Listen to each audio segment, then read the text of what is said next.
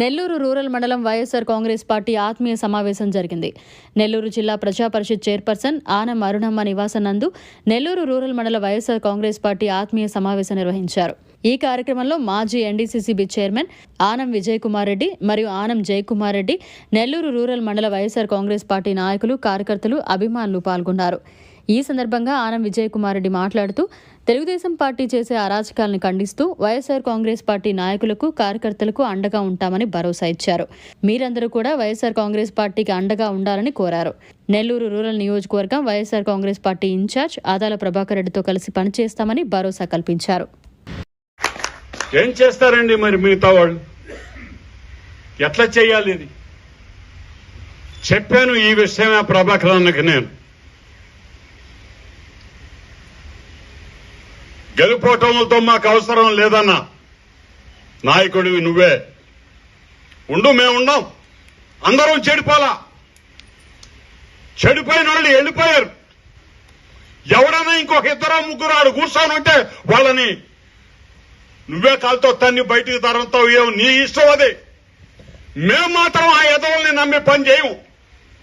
మేము ఒక పద్ధతిలో పార్టీకి పనిచేస్తాం. పార్టీ అభ్యర్థిగా మాకు నాయకుడిగా నువ్వు ఉండవు కాబట్టి నీకు పనిచేస్తాం. మేమందరం నీకు తోడుంటాం. ఇదే మాట చెప్పొచ్చానే ఆయనకి. ఏ రోజు కూడా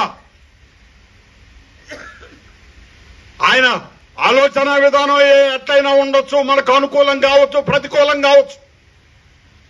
కనీసం మనలో నిజాయితీ ఉందనేది నిరూపణ అయ్యేది ఇటువంటి సందర్భాలలోనే. గెలిస్తే అందరూ చుట్టాలే, గెలవనప్పుడు కదా ఎవరనే చూడాలి. ఈరోజు ఆయన ఉంటాడా, ఇంకొకరు ఉంటారా, వాళ్ళు వెళ్ళిపోతారా, ఈ అవసరంలా. వైఎస్ఆర్ కాంగ్రెస్ పార్టీ తరఫున నాయకులుగా, సర్పంచులుగా, కార్యకర్తలుగా, ఎంపీటీసీలుగా అందరూ ఉన్నారు. కొంతమంది చెప్తున్నారు, అయ్యా ఇంకా తలుపులు తీయలేదు, తలుపులు తీస్తే చాలా మంది వెళ్ళిపోతారేమోనని. అవతలోళ్ళు అందరూ పోరయ్యా. నిజాయితీకి కట్టుబడి ఉండేవాళ్ళు కూడా ఉంటారు.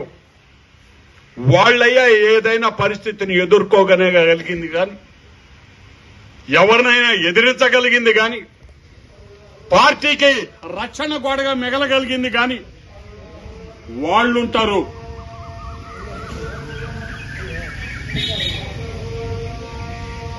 మరి ఈ రకంగా